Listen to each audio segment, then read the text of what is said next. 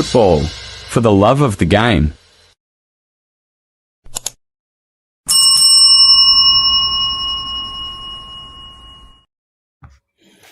Hello guys, good morning, good afternoon, good evening. This is the AFCON Day 23 and we have semi-final features actually were taking place tomorrow. So I did a tactical preview of the game between Nigeria and Morocco, and just going to talk more about the game now and discuss it actually what later. It's going to be a very short live, so I will not take it.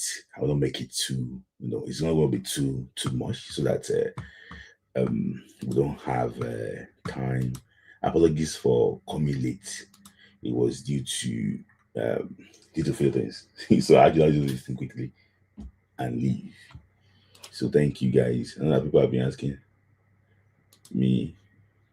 So let me just talk about it quickly so that we can leave. So thank you guys for joining me. If you have any questions you want to ask me to, let me know. Not easy to come live, but just want to do it because I've been promising live show, until now, but I've not been able to do it. So if you have not watched my tactical preview, go and watch my tactical preview of the game between Nigeria and Morocco. So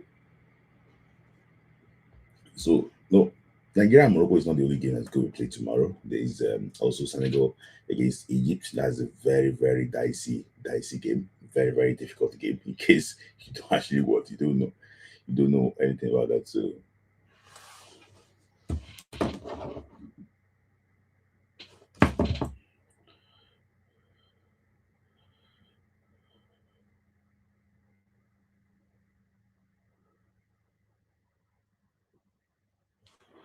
So this is live. This is live.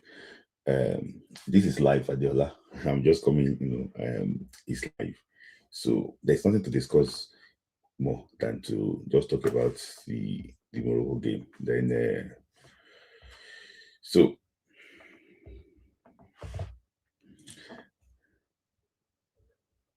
this game is probably one of the most important game in Moroccan football history.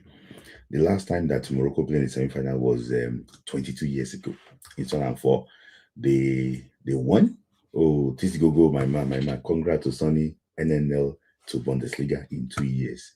So that is it. I'm really, really impressed. Thanks to Sisoko for showing love. I'm really, really actually impressed that it could go.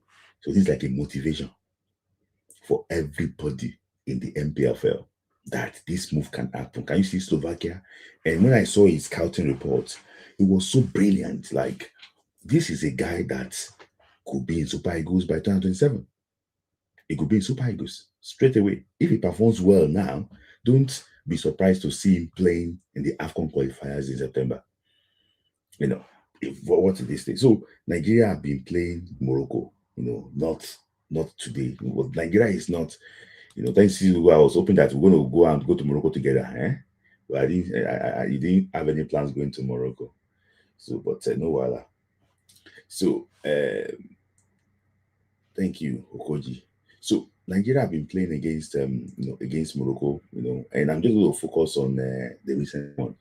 So 1980, when Nigeria won the AFCON for the first time, Nigeria played against Morocco. That is a good one.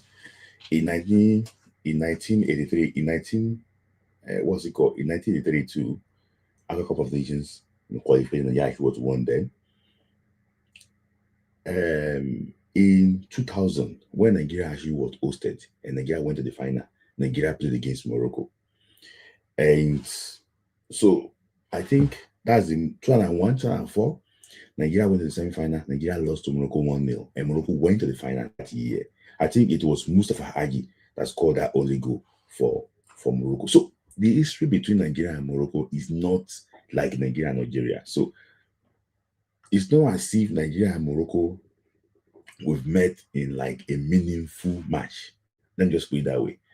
So Nigeria, we met Morocco in maybe group stage games, not really important games. So this is probably the most important of the game. Go and show what we're gonna be playing against them against Morocco. So, and let me just try and talk about exactly the lineup. I didn't mention the lineup in my what's it called in my tactical analysis. I didn't talk about the lineup.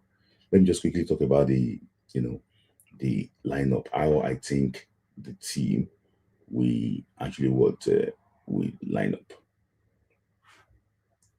So for Morocco, I expect Morocco to line up the way they lined up against Cameroon in like a 4-3-3 formation, but sometimes it turns like a 4-2-4 formation. I think Sabari moves to join the other three players up front. Then they form like a 4-2-4 formation. So they have like someone like Anyus, I know that Ekanus and maybe Amrabat or Anyus controlling the midfield. Then Sabari occupies the space between Kabi and Ezazuli. So it's been a game that people have been talking about.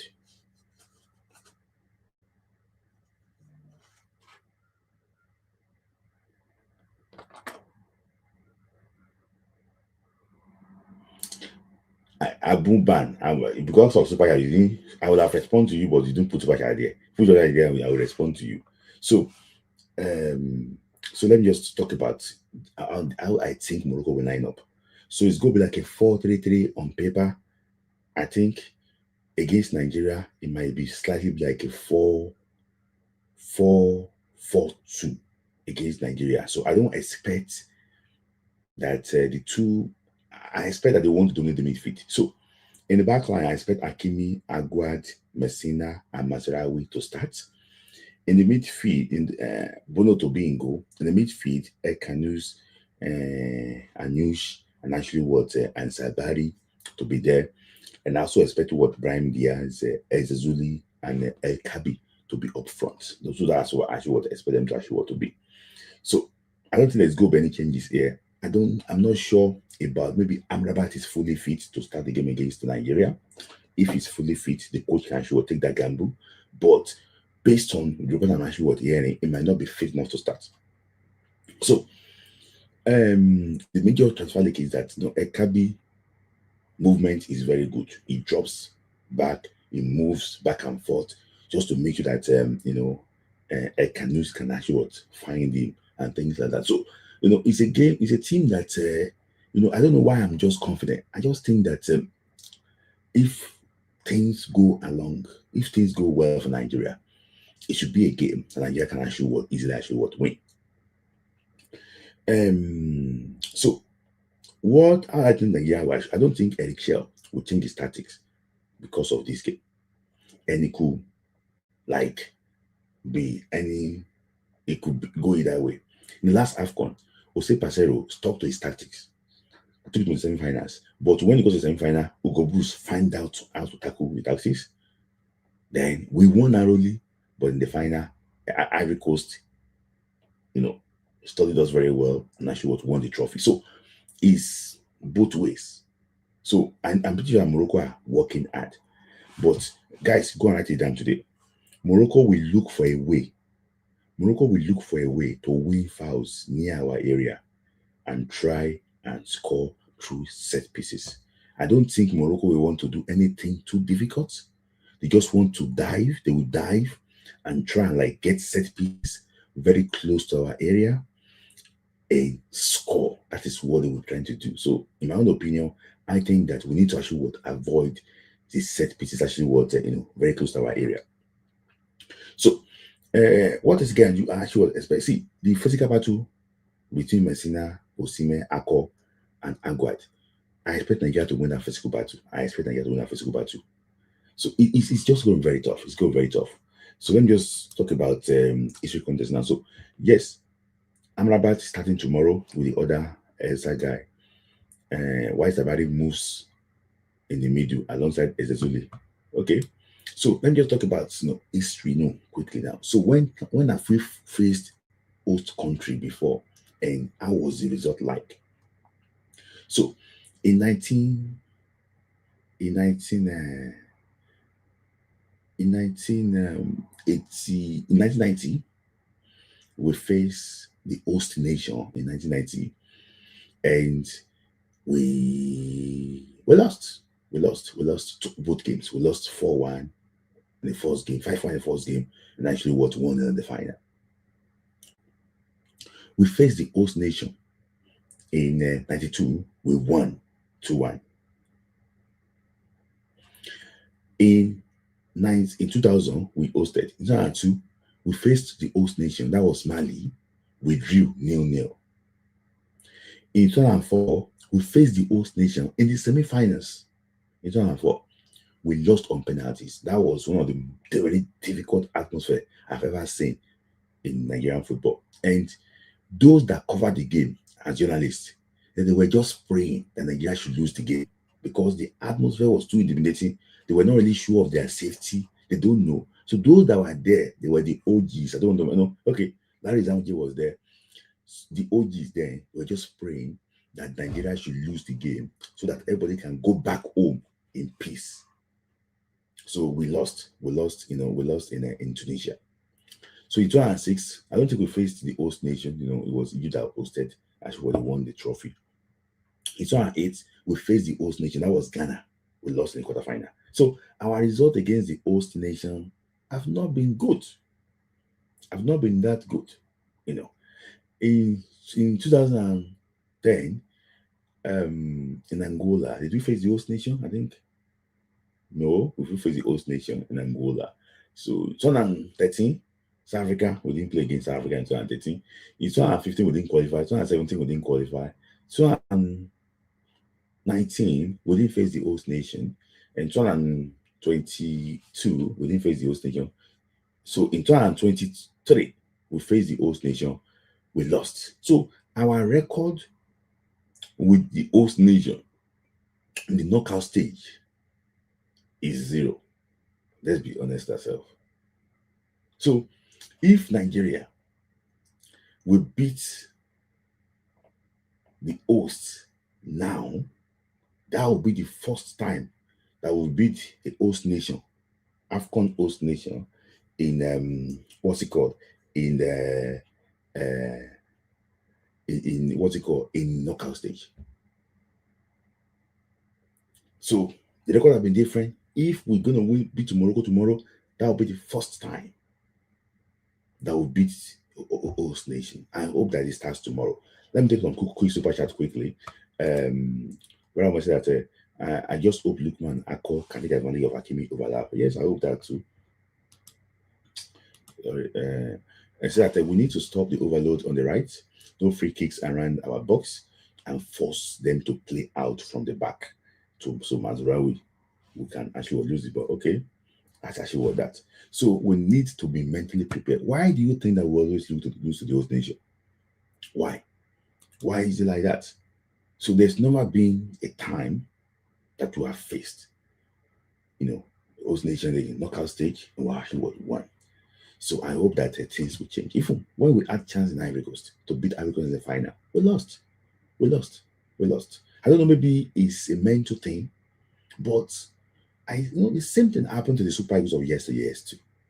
Immediately they are facing the host nation and things like that. It becomes something different.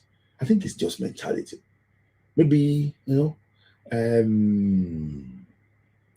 know.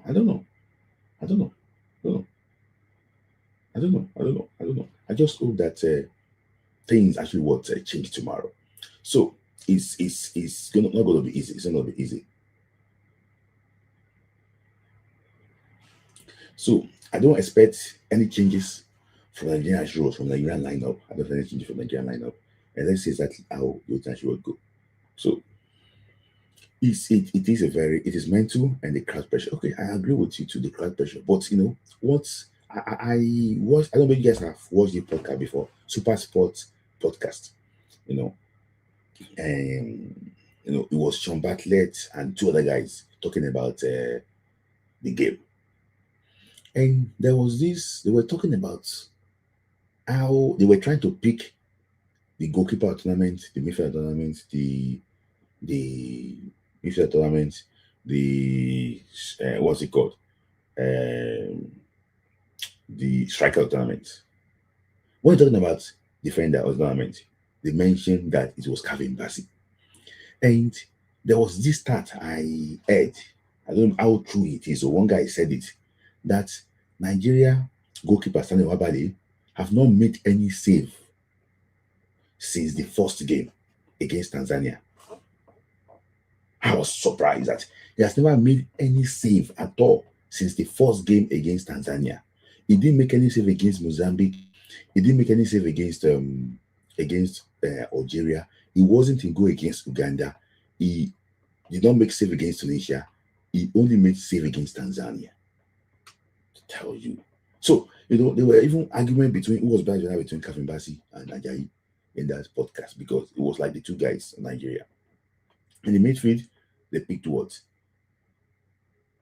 Alex Iwobi as the best midfielder the way. And they even mentioned that kudos to Frank Lampard. That Frank Lampard really helped him understand the role of playing as a central midfielder. So there's a lot of things.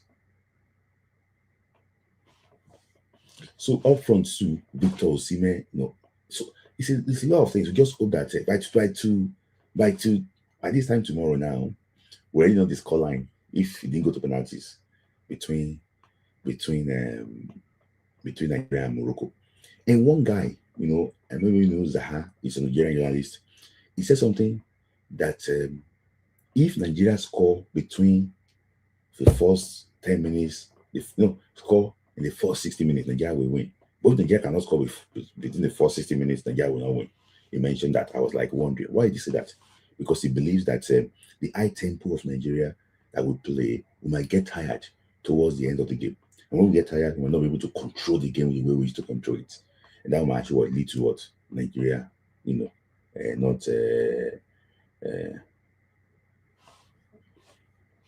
to this thing. So there's a lot of things actually what there. So today is not to talk too much.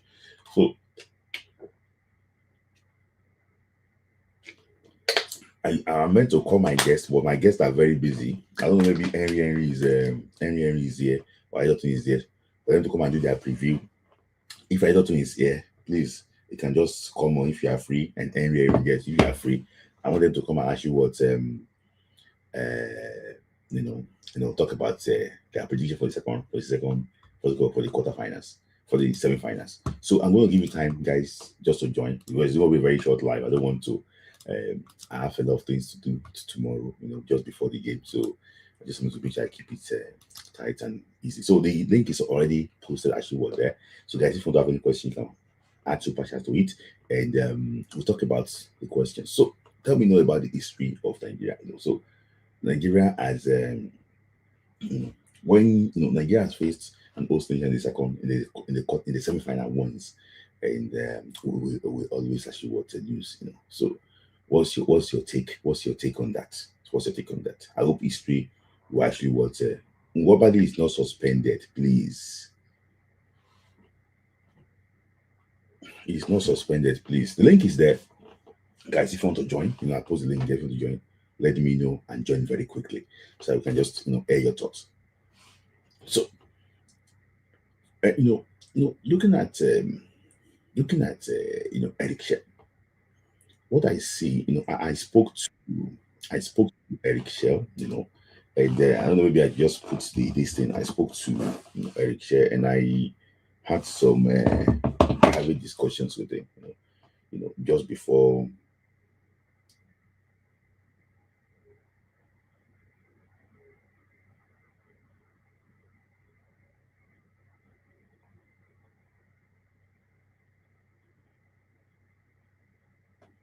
So he's not suspended. Yellow card from second round, from first round has been cancelled.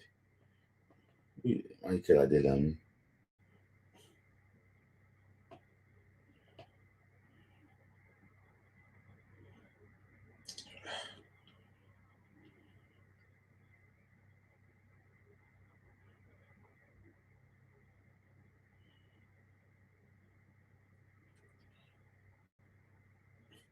These people, you see, you explain something, tire. People will still argue with you.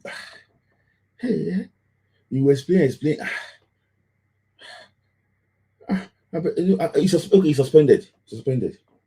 If that's what we want, he's suspended. You don't explain this thing. It's not just to go and check the rule. It's not everything you have to address here. Sometimes you don't compare that. I normally vest. I don't go the vest. I don't go vest. I don't go vest.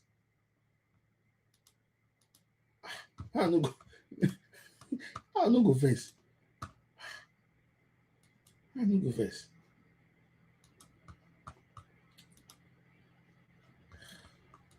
So let me just talk about the referee quickly before I actually want to go. Okay, I think Onwe is also here too. So please, I will not explain again.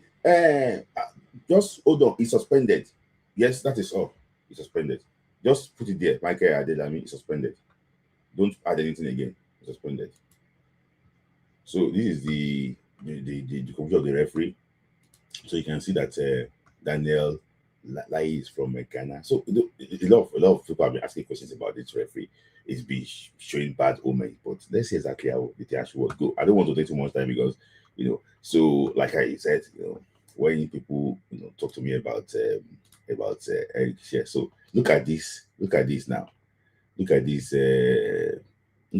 thing shots at the point of this game. People are still arguing that it's referee that caused the whole thing. Sometimes if you are just face a defeat, just take it. So this is actually what me with Eric Shell. We had something conversations. So yeah, I'm just going to bring people on, very quickly so that I can close quickly because I don't know, maybe Sport Grinder is ready. I want Sport Grinder and Chris to come on. Tayo and Ovid and Omwenri.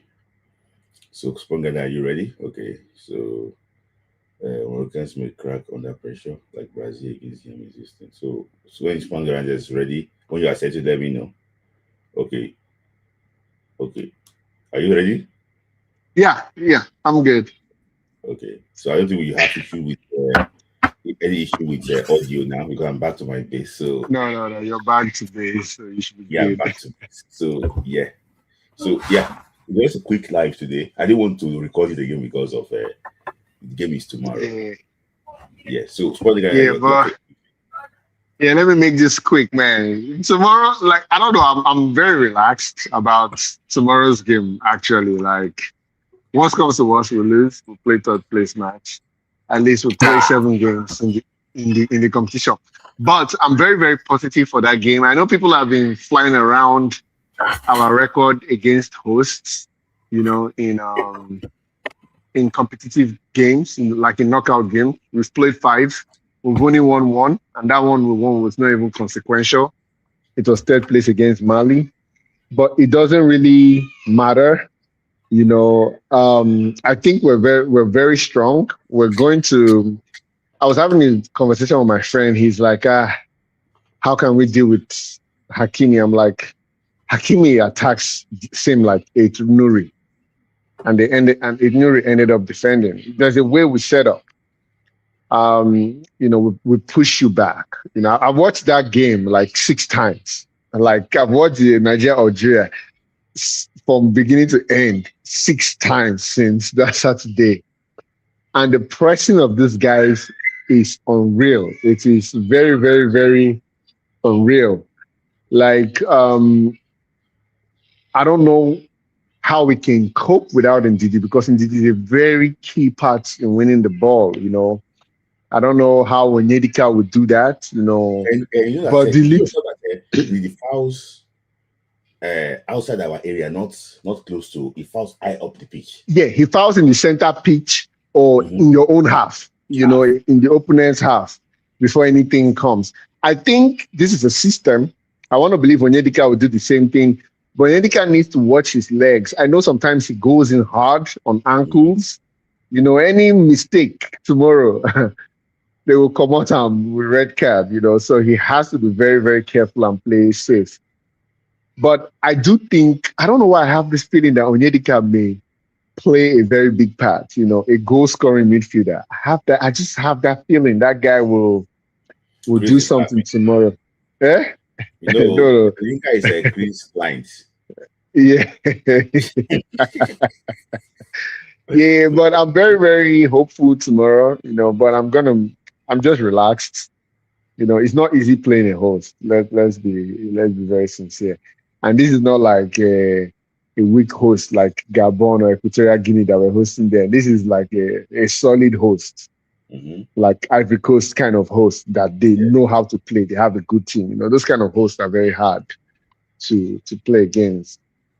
But tomorrow, you know, it's God's hand disease is You know, in, you know.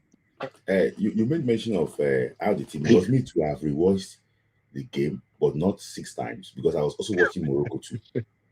Morocco against Cameroon. I was also. Cameroon, yeah. I think that Morocco will set up for Nigeria the way they set up against Cameroon because they believe that what I saw about that Cameroon game was that Cameroon have the physique but they don't have the technique to match Morocco. So each time they were too stiff, to second balls, they were missing it. They were not disciplined. There was this boy that plays for MC Odias, Chi Maloney. I don't know what they call him. Malone, yeah. Malone, yeah. It just come from Cameroon Yaoundé. So the guy just brought in some inexperienced players to play against this because I realized that the guy was really out of position, most times in that game. So there was a time that I don't know, maybe I just want to show you something quickly. I worked on that. Cameroon was too hyped, like they were too hyped and rushing, Yes. in that game. Yeah.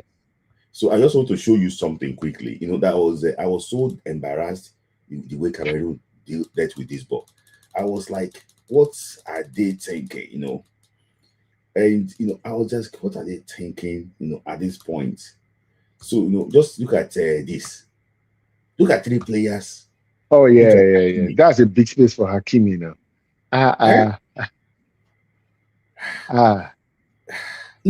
Like I was like wondering the way they organized. If it's no. See, not to dog on Cameroon, but sometimes Nigeria overloads when they're tackling like that.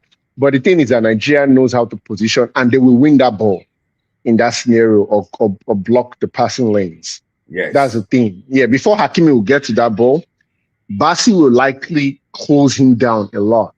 Yes. That's the thing with us. We can overload in our tackles, but yeah. And then it comes to Bassi's position, besides Samuel withdraws. Yes. Yes. It makes me this thing. Oh. Let me just say something again. So you said it twice, like, thank you. Don't worry. I verse. I know verse. I'm just saying that Mwabali is not suspended. That's the reason why he was part of the tactical meeting today with Eric Shell. Yes. All those people that will not play, Bassi, and Alibiosu, they were not part of the this thing. I don't know why they didn't just Alibiosu. Bassi?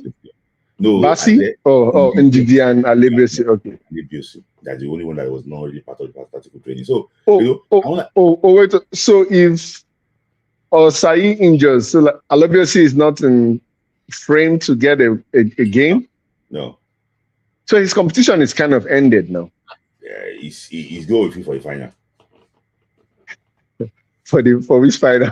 Where Osai go? Don't work hard. He go give shit to Alibiosu. No. He can't. The boy had a very good game against Uganda. I don't know the reason why. Yeah, he played. I actually thought he was going to take the shit. I actually thought he was, but that injury.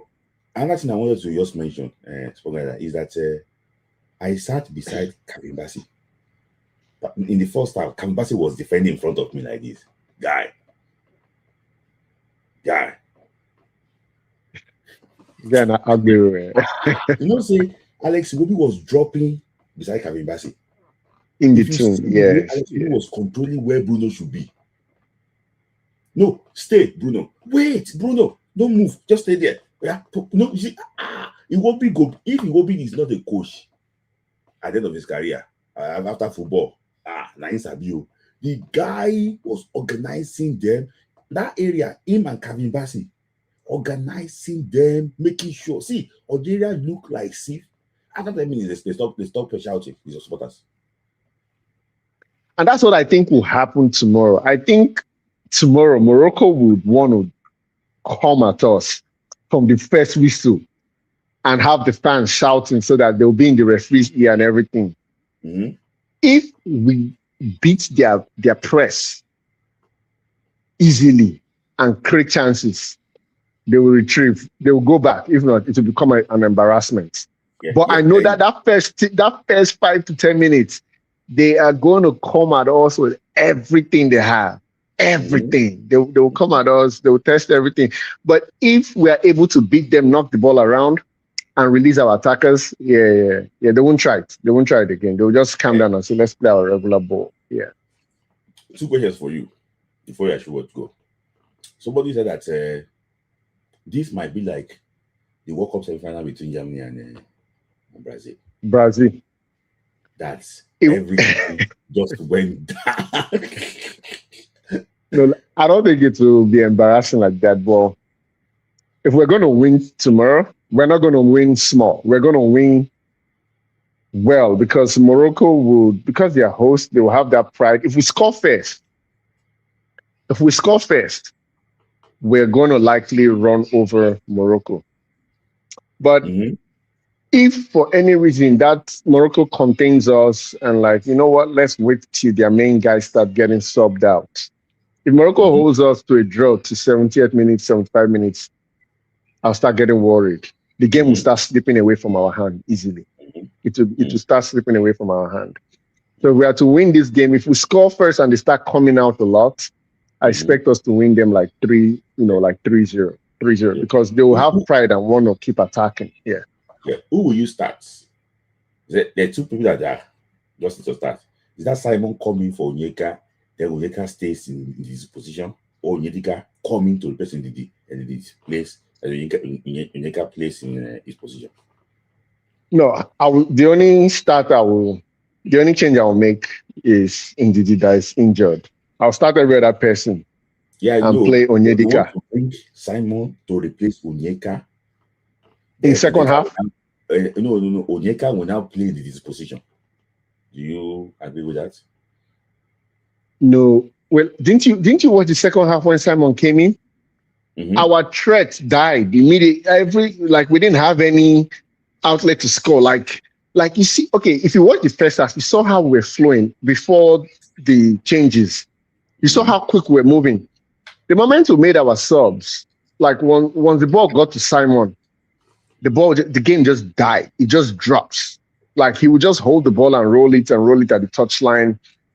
Lookman will run, make openings. Iwobi will call for the ball. Like he wouldn't even give to them. He would want to dribble and fall to the ground or something or lose possession. Yeah, like Simon kills our game. He kills our game. Like I would only want to see him when we're getting close to penalties, just to bring him in for 5 minutes. But for him to contribute for us to actively win or score a goal in that game, no. He's not going to do that. Forget about probably scoring when Simon is on the field. He's going to kill the game. Not an outlet. Yeah. Thank you, Sport Ghana, for that. So your prediction quickly before you go. Can I give 2 predictions? Yes. No, okay, my prediction. My heart and head tells me Nigeria will win. Nigeria will win. I feel we'll win 3-1. 3-1 easily tomorrow. Yeah. Okay, thank you. But if it gets to 70 minutes and for any reason we've not scored, I see extra time penalties and I don't know what will happen at that time. Yeah. Okay, thank you. What about is she from River State? We say penalty. Thank you. Okay, but now we go score. Will we score? Yeah. No. Thank you, Solenda. Yeah. So, Chris, your thoughts. So, Tayo and Ovi is next, then Owen is after. So, yeah. Then I have Denia and Kola too. Those are my last callers for today. So, Chris, unmute yourself. So, before you talk, let me just take super chat quickly from Charles. Charles said that the win on Saturday was mainly dependent on the fullbacks. The way Eric Scher has deployed our team, and everybody knows how to pass the ball. I was surprised that Josiah Samuel turned to Daniel Alves. He was attacking the second half, my area. The way he was moving, myself was scared. Say, Osaye, Samuel. Now, wow, coaching is good though. Chris, Yeah. Okay. First of all, I was confident about this game, but when I had a dream that we lost, man. Sorry. I was like, I didn't know that this is Michael. Though. I didn't know that Michael. I thought it's Michael. I don't know that it's Michael. Though. Sorry, Michael. I didn't know that it's Michael. I thought that that's your second name. Sorry, Michael. Continue. Sorry, Chris. Yeah, so I had a dream that we lost this game. So it's been my spirit has been down about this game, man. But About what? about the game, I had a dream that we lost the game. So my spirit about the game has been down. Like I don't feel good. I don't feel good about the game. But what I'll say is this, like this is like, we are in the, how do I say it? We are the door between Morocco and them, winning the major trophy for their nation, for their national team, their first team. And I think a lot of things, what I mean, a lot of things, I mean like behind the scenes are going to be working very hard for us not to win that game tomorrow. And it just, like I don't even look at it like about like the tactics, about what Eritrea is going to try to do. But one thing I'm really thinking about is the fact that for us to win the game tomorrow, we have to make sure that we don't leave anything for the ref to decide. And what I mean by that is that we have to be clinical, we have to be ruthless if we want to win that game. This is not a game where we're helping for the ref to, leaving it for the ref to decide. We have to decide that game tomorrow. And, I praise Onyedika a lot because he's a good footballer, he's a good midfielder. He knows what to do with the ball. He treats the ball very well. He knows how to keep the game moving. But I noticed something in the last game against Algeria when he came in. He made some tackles where he recovered the ball, but he also made 2 fouls that he didn't get a card for. But going back to what I said about not giving the ref anything, not letting the ref decide this game, it's now stuff like that, because if Onyedika makes a tackle and the ref blows and he does it again and the ref blows, the Moroccan players are going to, and the crowd is going to try to put pressure on him to give him a yellow card. And that I don't know how he's going to handle that crowd and that type of environment, and I don't know how he's going to be able to maneuver through that if he gets a yellow card in that game. So that is something that I'm really wary of, because I watched him against Barcelona also. Like he can win the ball, but sometimes he gives away like silly fouls. You understand? And I think that is something that in his game that that he needs to get rid of. But expecting him to get rid of it tomorrow, I'm not sure. I'm not sure, because if he makes some type of tackles, it might be the slightest something that he might do, and the way the Moroccan players will react towards it, and the ref, so they will want to give him a card for that. And once they see that he's G3, they want to apply pressure for him to get sent off. So that is, What's your prediction, Chris? So my prediction for the game, I think, the way I'm feeling right now, I think maybe because I've been thinking too much about the game. I'm thinking too deep, overthinking about the game. I won't be surprised that tomorrow it's going to be a breeze for us. I think the reason why I'm so overwhelmed about the game is because of the fact that it's close to the final. The next game is the final. So I think maybe my emotions are so caught up in the game that it is affecting even what do you call it? My unconscious state or whatever. That's still that if I'm using the right word. So I think that we're gonna have a breeze in that game. Okay. And I think when we have a breeze in that game, they're gonna have to get security to get us out of that stadium because it's gonna be chaos. Yeah. It's gonna be chaos. It will be chaos, yeah. And another thing again that I also thought about is that why the referee will have to be on his best behavior because the whole world will be watching that game. Yeah. The whole world will be watching that game. And Morocco are supposed to host the World Cup in 2030. So if there should be any shady decisions in that game, it's going to look bad on Morocco themselves because I know they're trying to protect this image of, they build something clean and beautiful, So it's either they're going to look at, okay, let's respect the game and play it, let it be fair for everybody and let the best team progresses. But if they try to do it the other way, it's going to look bad on them. But like I said, regardless of my emotions or how I feel about this game as a Nigerian, I think it's going to be a breeze for Nigeria. Okay. So, okay, Chris, I'll bring on actual later, but let me just try and bring some other people on because everybody wants to talk, and I'm going to bring you on. Maybe just try and bring on Tayo quickly and Ovi before I have that here. I have Cholopi, I have Charles, I have Kola, and everybody. So I'm just going to, Tayo and Ovi have been waiting for a long time. Just read them quickly. Somebody say because I have Ombueri here, you are happy because Ombueri is coming with his Bible. Okay.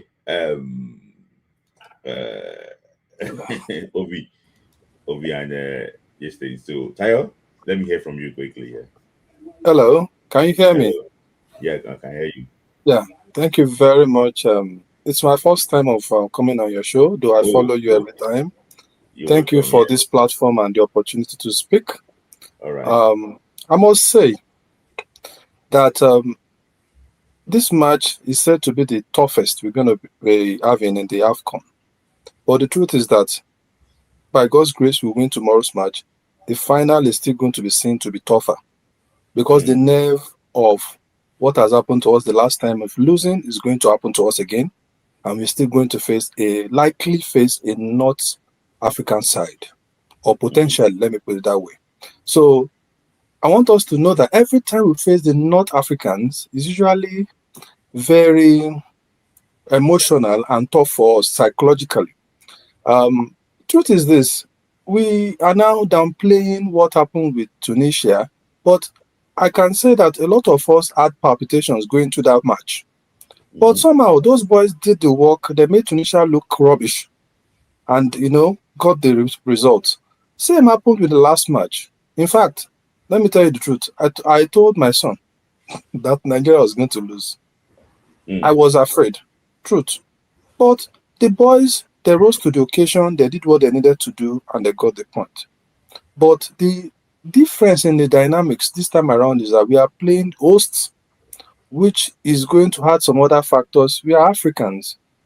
Truth is that even, not just Africans, even the world globally, biases are still in football. We see it every week in the Premiership. We see it in, we see referees being criticized every time, and those kind of things happen because they are humans. That's what takes us to the point that our boys needs to be very careful. See, when we say the world is looking at us, true, the world is looking at the match. There's going to be keen attention. But these things, the way it happens, it's going to be those decisions that are 50-50. That you can say, okay, you can actually go either way. So the referee was not wrong. Okay, let's take, for example, look at the Algeria match. That ball in the box that hit our defender's hand in the box. If it's tomorrow's match, forget it, that's the penalty. They'll give it. Because even if the referee was not interested... That is not a penalty, but they can do that. I'm saying it, that, that's what the rule says. But what is going to happen is that if such a thing happens tomorrow, the way the crowd is even going to shout is going to confuse the referee. The referee may likely already point to the what's it called, to the penalty spot. VAR may call him, and we have seen VAR throw away face this, in some situations like that in this competition. So I won't be surprised. So we need our boys in the defense, number one. Remember, I think if my memory serves me well, it was the first goal of Morocco in this competition. It wasn't a penalty. I'm not sure. No, it's not a penalty. It wasn't a penalty. Good. Yeah. But we also talked about how in that game. Yes, how the North African sides have been given some penalties that are, the one. Look at the one against Tunisia. That penalty against Osai Samuel. It was a penalty. You understand? So we are seeing such things happen. Tomorrow is not the kind of one that if crosses are coming, it's the type that you put your hand in your back as a defender. Those kind of, when we're playing in the days of Taribo West, when you see them, when the Brazilians or the Argentines want to cross balls, you see them put the hand in their back. They know that nobody can find any fault. If ball hits in that situation, nobody can say it's a penalty. Yeah. Those are the kind of little things we need to do. Yeah. So what was your prediction? Oh, sorry. Okay, you want me to predict straight away? Let me quickly say something before I go to prediction. I'm so sorry. I know you are pressed for time. All right, no problem. Two is that I heard our coach say something that we are going to start slow. I hope that is just a gimmick. No, he said that against Tunisia. Okay, I didn't listen to the one against. Yeah, he said we are going to start slow. Please. Yeah, he said that. He said against Algeria that we're going to contain them. But my brother, immediately we started the game against Algeria, we went after them like a thief. Yes. So I hope it was just a mere talk. That is not his plan, because we can't sit back against these people. If we sit back, they are going to punish us. We have not given the boys enough kudos, but I believe that they will prove themselves again tomorrow. It's difficult to make a call. Yeah. Yes, I must say the truth, but I think that we can defeat them, and we will be surprised if we beat them. They are not going to score us at all. Yeah. But the moment they score us, we are going to seriously struggle. Yeah. Yes. So I'm giving us, is that a 2-0 or we lose by 1-0? Okay, what is your heart telling you and what is your head telling you? This one is hard though. My heart as a Nigerian is saying 2-0. So your head? My head, because he's played in Africa and what can happen. These people are too desperate. But I believe that we will triumph. For me, what is making me happy about it before you go is that Tom Abongile is the VAR official. Okay, what's it about him? He's a South African VAR official, and Tom Abongile we spot everything. Okay, that's a good one. Tom Abongile will spot everything because he's a guy that is trying to build his reputation to be the best referee in Africa. He's the one that you have not really called on that I would say is a spotless referee for now. Not like the Mauritanian referee that they bring him to come and rig games. So if you see the game against Ivory Coast in the final, it was there. Anytime that they want to do anything, they call that Mauritanian referee. It was one against Cameroon. Horrible performance. I don't know the guy, why is he adding back there? But thank you, Tyler, for your time. Nice to also thank you so much. God bless you. Where are you calling from? I'm calling from the UK. Oh, from the UK. Where in the UK? I'm in Bristol. Okay, Bristol. Thank you from Bristol. Thank you. So we hope that the 2-0 you predicted is going to be one that will come to pass. Thank you. Amen. Amen. Cheers. Yeah. Ovi, your take. So let's and Evan D. Okay, thank you. Where is Dagbada? Dagbada don't run away. I have Evan D and Ombuness there, Nicola, Charles, Sonobi, and I see. Where is Dagbada? Okay. Ovi, your thoughts. Thank you very much, Smith. I'm sure you can hear me. And I can hear you. Happy New Year. Happy New Year to you too. Yeah, thank you very much. So yes, I'm just going to be very brief. With regards to tomorrow's game, if you look at it statistically, if you try to measure us and the Moroccans, you would see that possibly we are the underdog going into the fight for tomorrow, because in terms of FIFA ranking and African ranking, I mean, they are ahead of us. And if you consider the Even fact, bookmaker self, see yeah, Morocco to beat Nigeria. yes, yes.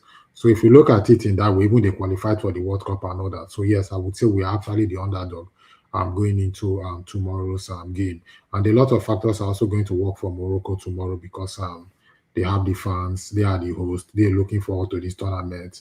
And the major motivation for them would be that the last time they won the AFCON is since 1976. And if you try to compare that to the Super Eagles, who have won the AFCON for about 3 more times since 1976, they won it about 3 times. You would see that in terms of the number of trophies, we have more compared to them. And so they're really looking forward to tomorrow's victory. And they're really going to fight with every means within their disposal, with every tool within their disposal, to make sure they get the victory.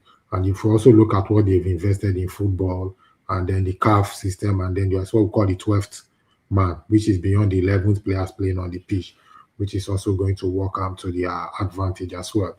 I think that is what counts. They also have the players, looking at someone like Brian Diaz, Hakimi, the other guy that plays for Real Betis, is here as Azwoli, if I pronounce his name really well. And then they have a very good and experienced goalkeeper who used to play in Sevilla and all that kind of thing. So their pedigree is really quite very good.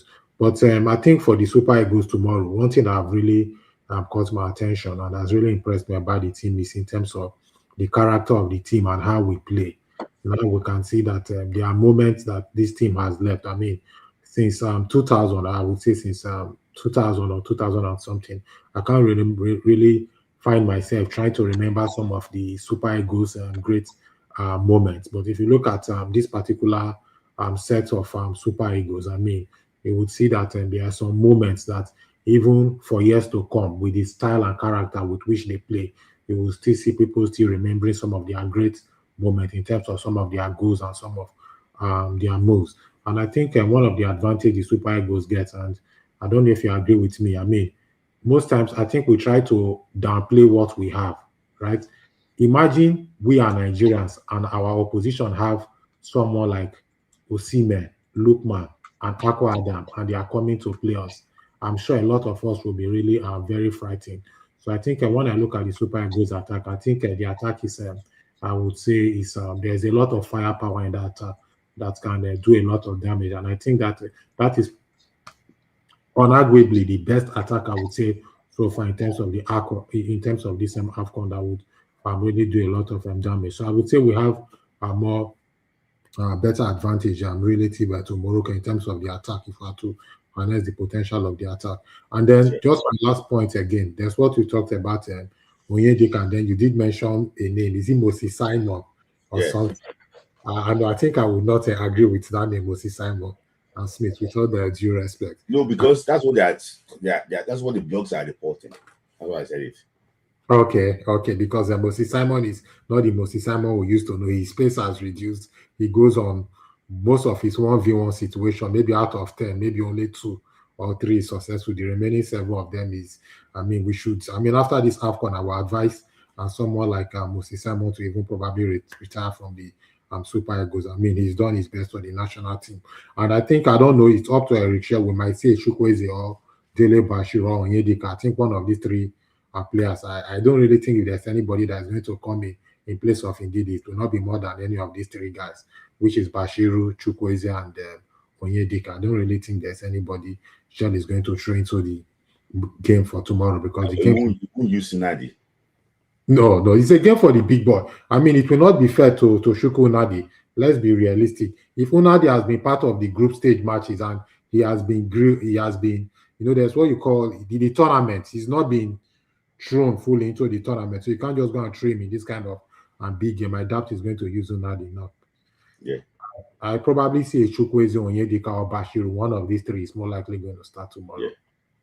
Yeah. So overall, where do you think the pendulum will swing? I see the Super Eagles beating them tomorrow. The attack is that Super Eagles attack that I see. I mean, all things being equal, that attack is deadly. Yeah. Come on, you're talking about 2 African Footballer of the Year in one team. And then you're talking about Hakim, who is a defender on the other side. I mean, Mr. Smith, imagine you're to face Osimhen Lookman and Akko. Do you know the firepower in Yeah. that attack? Yeah, I know. So, Ovi, you have been predicting right, and we hope that the prediction too will also work well. Yes, for Nigeria. We hope to see again. We hope the journey continues and we see in the final. Honestly, thank you, Ovi, for your wonderful analysis and also your time. Yeah, thank you very much. And have Thank you. Remain blessed. Thank you. Yeah, thank you. That's Ovi, always a very straight talker. He gives it the way it is. He says it's like, I don't know. He should be a newscaster because he says it without any command, as in everything just goes smoothly. I could also do like that. Thank you, Ovi, for your time. So I have I'm going to just quickly bring up that too, but I have Evondi, Ombueri, and move the one what next. So the next set of people is going to be what? Kola, Charles, Shonopi, and Sit. Then we end it there. So let me just bring Ombueri. The Ombueri is even eating. Maybe it's ready. I don't know why this pastor is eating. So let me just say a quick super chat quickly. Chris is overthinking Nigeria for Morocco 1. Chris, as you wake up from your Chris, you have to wake up. You're overthinking this thing too much. It's Nigeria for Morocco 1. Don't worry. If Nigeria beat Morocco 1 4-1, Nigeria beats Morocco 4-1, Chris will dance for us tomorrow. Then that is what I'm promising. So I will bring Toshiko Nadi to replace Ndidi. See, let me tell you something. When I saw that game against Algeria, and I realized that the team get hierarchy. Oyenika warmed up for like 45 minutes. No, 20 minutes before they brought him on. And immediately they brought him on, they replaced him, that warm-up, with Toshiko Nadi. So that means that Onyedika is ahead of Unadi. So if Ndidi is replacing, if Onyedika is replacing Ndidi, it's Toshiko Nadi that replaced Onyedika. So that is how the hierarchy works. Like, they were not. I don't think they would put Onyedika, Toshiko Nadi ahead of Onyedika. I don't think it's possible. David Abiodun. So who was again super chat from Charles? Charles said that tomorrow game will be one in the midfield. The players who will make the difference, who will make the difference. Actually, the players who have special awareness. Dele, Lukman, and Akko. Okay, I don't think he will trust Dele to start because of the defensive awareness. So,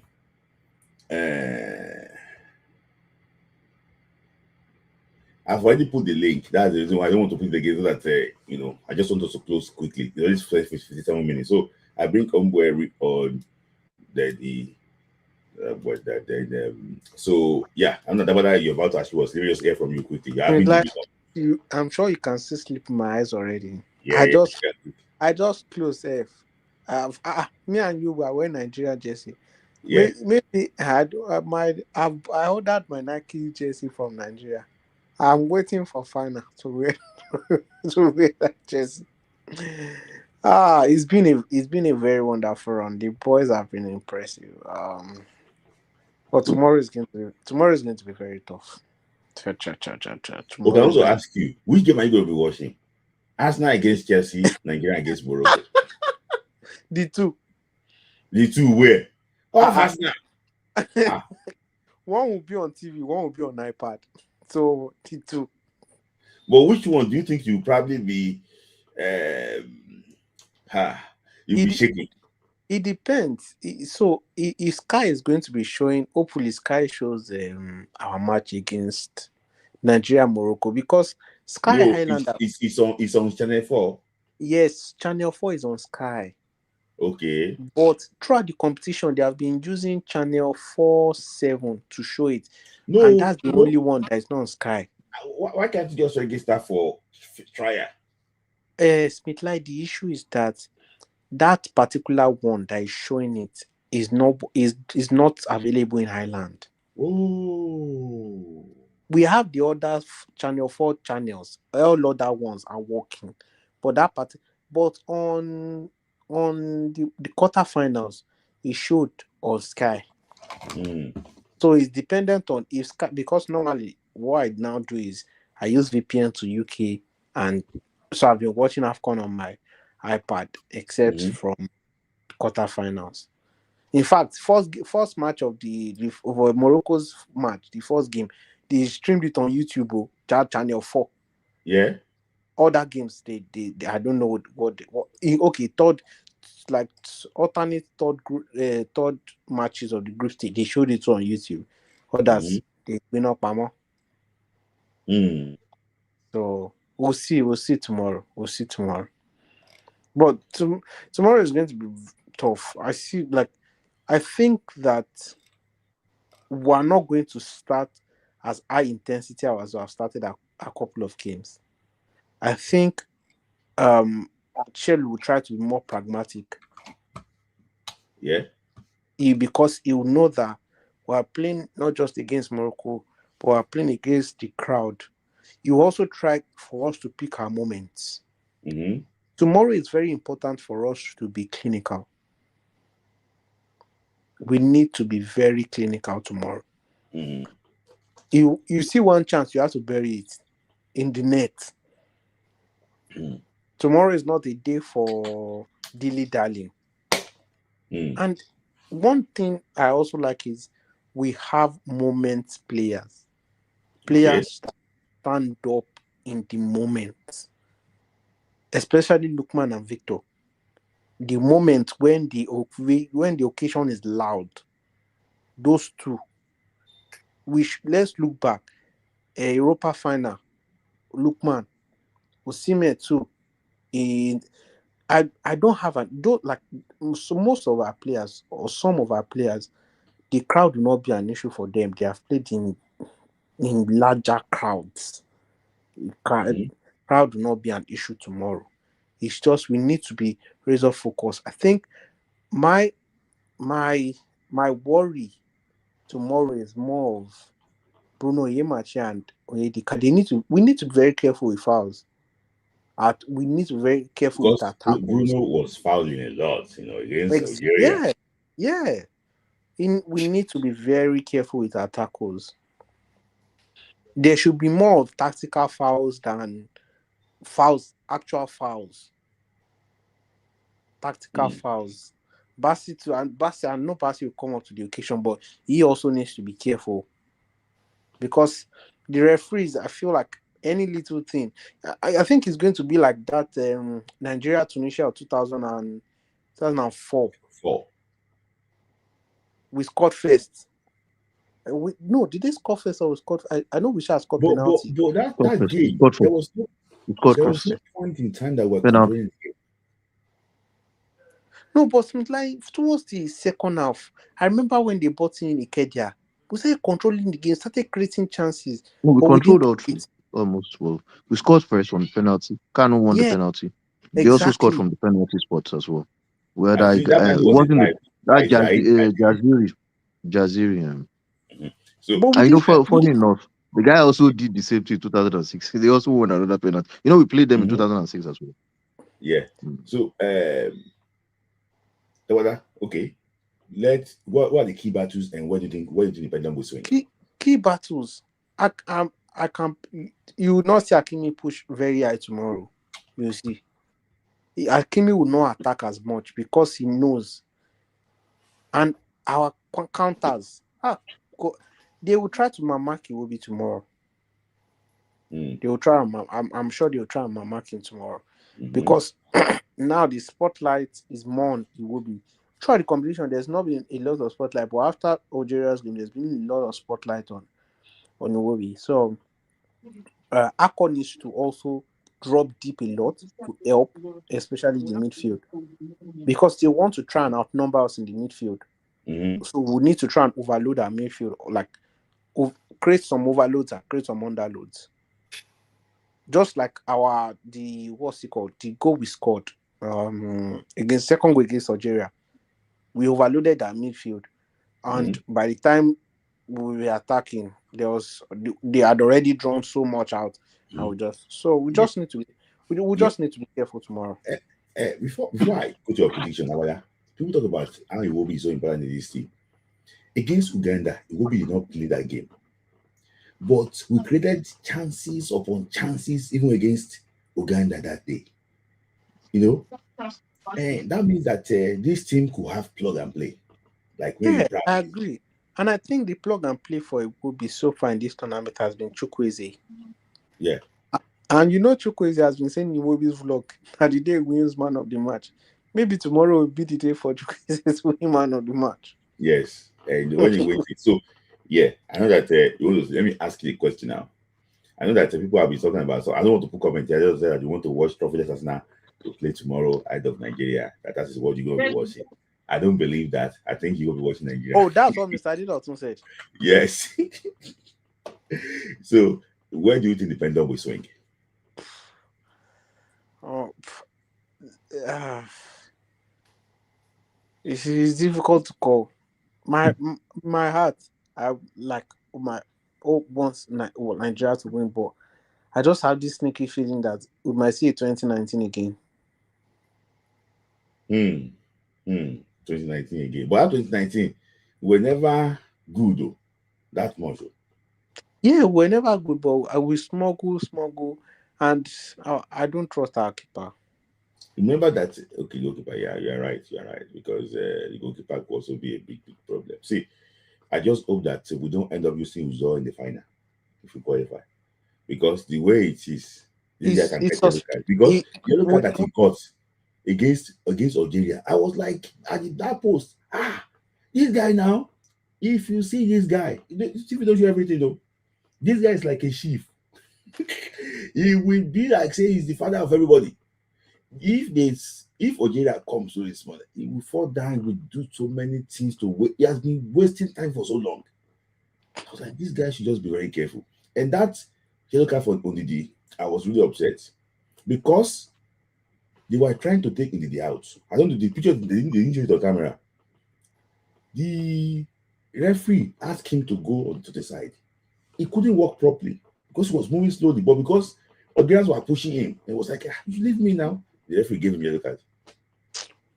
But I don't think even if he was suspect, I don't think he would have been able to play tomorrow. He was injured, yeah. He was training separately today. He was injured. It's like when you have hamstring injuries, it is only if when hamstrings are tightness of hamstring is even 1 week. Strain grade 1, that's when you now have 1 to 3 weeks. Grade 2, 4 to 6 weeks. Grade 3, 6 to 8 weeks. So there was no way indeed he would have played this match. Yeah. Okay. That's what it's hard for Nigeria, but it's Ed thing that it's going to 2019. But I hope that 2019 did not work. We hope to be in the final. Okay. Thank you, Dagada, for your time. We're going to talk in the background too because we know that you have some plans for. We know those things here. So no. Thank you, Dagada. Thank you, Dagada, for your time. Thank you. Thank you. That's Dagada, my co-host, always busy co-host. So I have Charles Sonopi, Sid, Charles, and Kola next, to actually just wrap it up. But I don't know if I should go with Ebony first, so that Omboeri have a lot of message for us. But let me just go with Sean. Let me just go, guys. Like the video, please. We are 330 people watching the live, and only 70 people actually like the video. If you like just not cause now. We know that we have so many haters here that just come here to watch and don't like what we are saying. Just like the video, guys. It doesn't cost you anything. Like the video. It doesn't thank you for liking the video. It just shows that takes you to like different areas that at least we are not blaspheming here. We are saying some reasonable things there. So YouTube can show it to what so many people. James, you said that if we get a place and the Mamak will be sorry for them. Yes, I think that we can also create from that area. So I think I agree with James Oboji. Denny, Evan. So it may greetings to you all. It may be a blessing in disguise for Onyedika to be playing tomorrow, maybe. Firstly, I'm now emotional because I want us to win. I don't know. I know it's going to be a very tough game tomorrow, but I'm happy with a few things that I'm happy about. Is the way our fullbacks, the way they played in the last game, they really applied themselves into the game, and that's like a dress rehearsal for this semi-final. It shows that they are ready for the challenge. Number 2, also happy about one thing.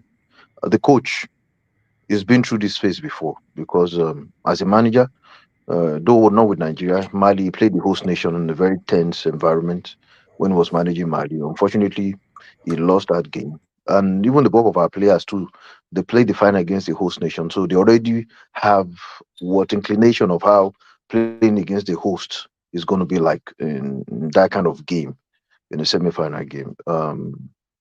But like you rightly pointed out, and so Dagbada also pointed out, we have to be very careful with fouls. If you look at against Cameroon, Morocco, they got their 2 goals from set pieces. Um, not the and it's, they the way they played well against Cameroon. That was their best game in this tournament.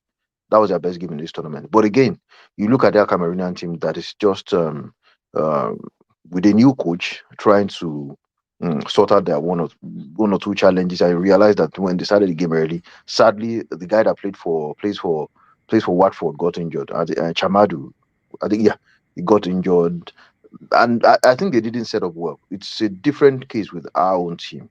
I don't think they can stop Nigeria from scoring with the way we play. Then if you look at and I'm happy about one thing. If you look at Ako Iwobi, that side is where Akimi plays from that side. Now, if you attack and you lose the ball, Akimi is not a jet. Will he be able to come back when Ako runs into that space? If you go to that goal Lukman scored, the Mozambican player tried to pull Ako back, but Ako was too physical. He just bolted away from that guy and with the baton. I know it's going to be very difficult, but I don't think they will stop Nigeria from scoring. How we not defend is the major thing that I'm concerned about. How we defend, especially from our goalkeeper was more or less like on holiday in the last game because the Algerians didn't get. I think the Moroccans too will be under pressure. 2 things for them. The Moroccans didn't want to play Algeria. They also do not like to play Nigeria in a way, but you have to just take one, whether you like it or not. You have to accept one.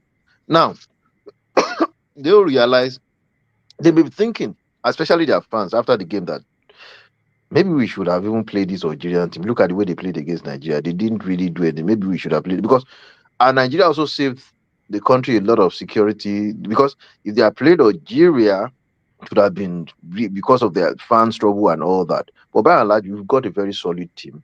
And I think for me, this team, they've surpassed my own expectation. However, if this team should win this tournament, this team is going to be my best Nigeria squad in AFCON ever.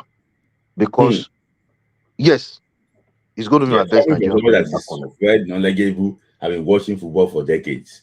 Yeah. Yes, it's going to be my best squad in AFCON ever. And I will tell you why. Why am I saying this? The Tunisia 94 team, they drew against Egypt. The way and manner, because we have a team in AFCON that everything that has played against us are afraid to come out. They are sitting back. It's like you're playing that Spanish team of 2008, 2010. You don't want to come out, because why do you think all these teams that have played are scared to come out? Mm-hmm. There's some kind of fear that they are nursing. So it's a Nigerian thing that a lot of people didn't really expect a lot from before the AFCON, and now they are now in the AFCON. Their front three, they've all scored. They've all had because Aqua has maybe 2 goals, 2 assists, if I'm right. Ademola 4 assists, 3 goals. Osimhen 4 goals, 2 or 3 assists. So they are very, very effective. Now the pre-assist master Iwobi is also there.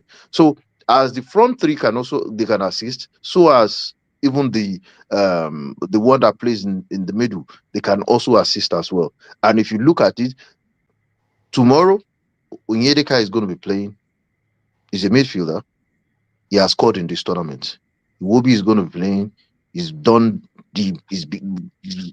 given that assist in this tournament. So if you pinpoint all these players, they've been very, very impactful. Left back has given assist in this tournament. So how do you now want to? Because if I don't envy the Moroccan coach at the moment. I don't wish to be the Moroccan coach at the moment, because you look at it. How do I want to play this Nigerian team? Should we press so high?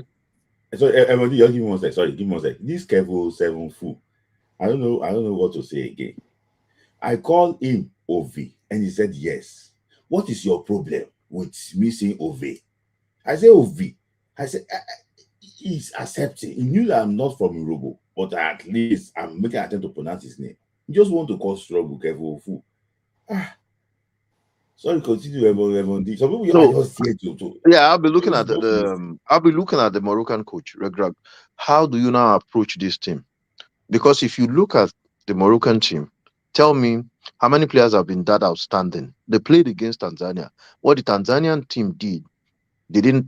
I mean, it was just to be disciplined, maintain a certain shape, and it was difficult for them to break the Tanzania. It was just that goal they scored against Tanzania. I'll say a goalkeeping error.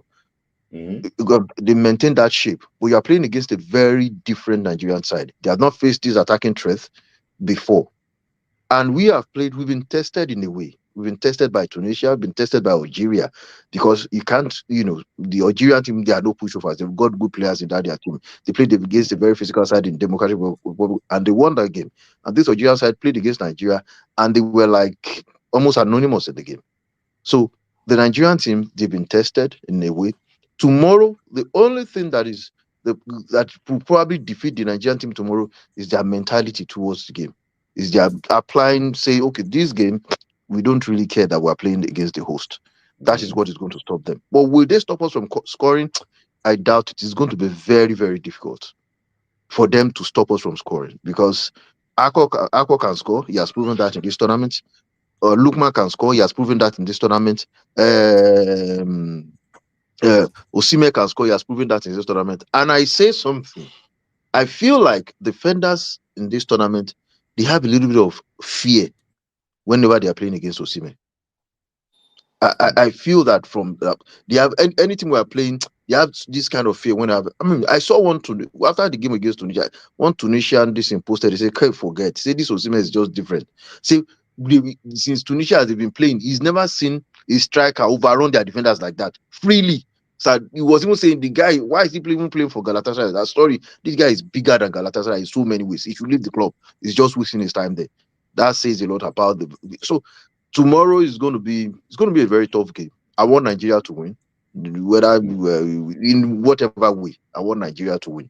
I don't want us to concede first. Well, even if we concede first, I just want us to win. May God allow us to win. I don't, because I'm now getting emotional. I just want us to win, because looking at the effort that these boys have given in from the first game down till the semi-final game, I think they deserve this tournament.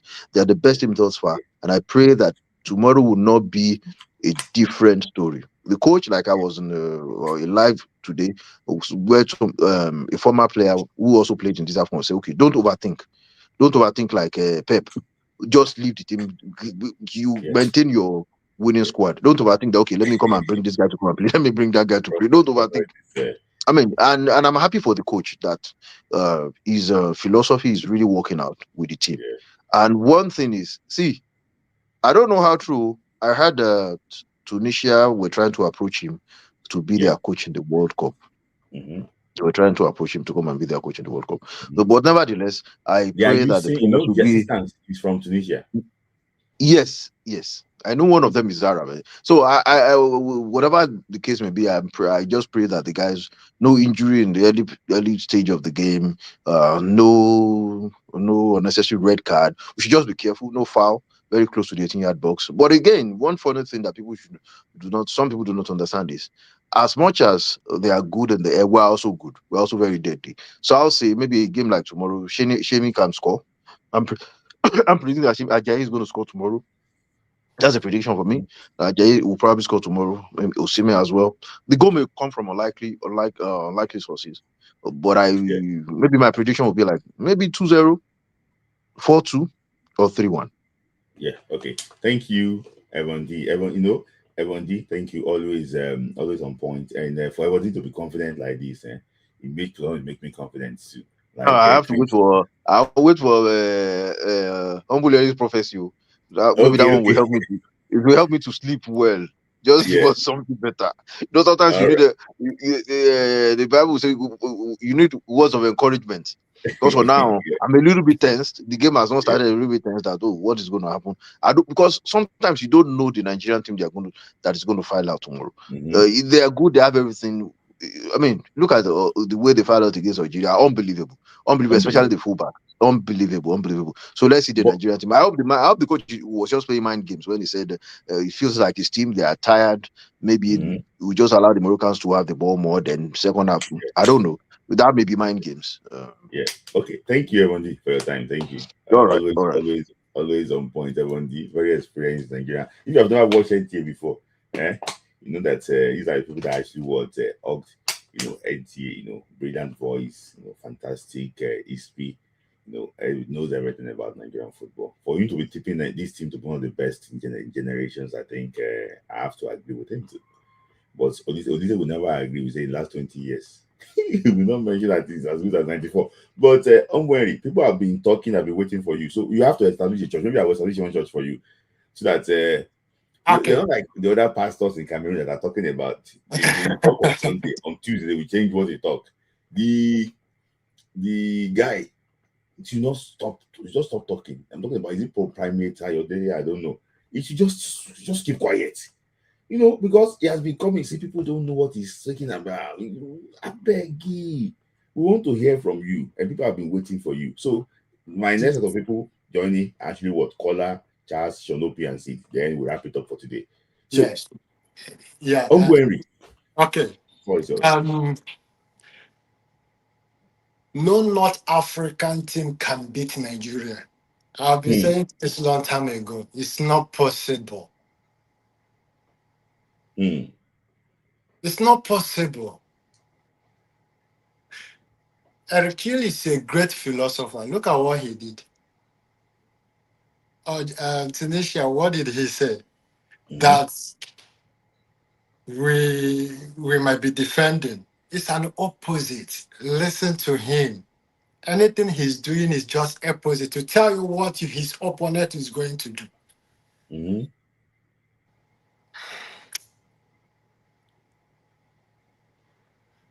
Tomorrow's game is one of the interesting games so far. Very, very interesting. Very, very interesting. If they like, let them come and attack us. Once you attack us, that is the end of you. Once you said you're attacking Super Eagles, this new generational Super Eagles, that is the end of you. Don't do that. If you try it, one, you are playing against Osimhen, Lukman, Aquadams. These three people, you need to have 2 or 3 persons to hold them, and you want to command the attack.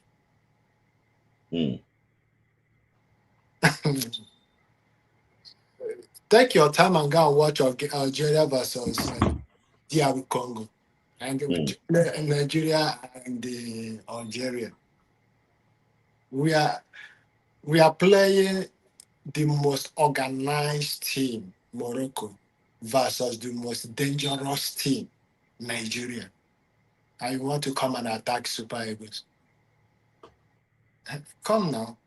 I pity Hakimi because the majority of goals will come from that angle. I pity him. I'm telling you, I pity him. And the worst thing you will do is for you to come and you want to cage Iwobi. It's not possible. Because Iwobi is there, surrounded with 3 armies. You yourself, if you are seeing them coming, you will be scared of coming to Iwobi.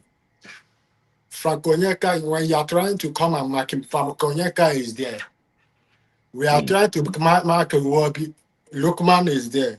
You want to mark Iwobi, Aquadams is there.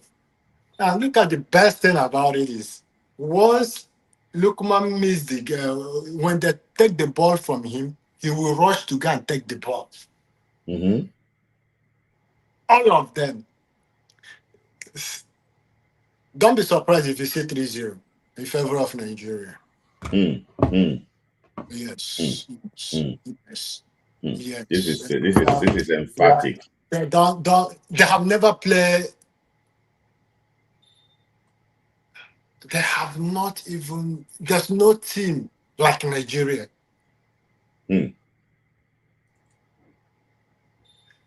Let them bring the ball at the middle. That is the end of them. Yes. I don't. That's why if I'm looking at it, I'm just eating. You see, the crowd. We are facing the crowd. I don't. They don't know how to score. Let's be honest. Morocco don't know how to score. Go and watch it again. They don't know how to score. The men's referee is not going to help them tomorrow. Watch it again. Back what I'm saying. There's nothing like a referee helping them. I don't think so. Indeed, not in this team. It's a blessing. It's a blessing. I'm telling you the truth. It's a blessing. There's a way God works in a mysterious way. They did not being in that game is a blessing. Watch it. Yes. The not being in that game is a blessing. What am I saying itself? I don't think they will. They can't. They can't because the only thing am I worried about is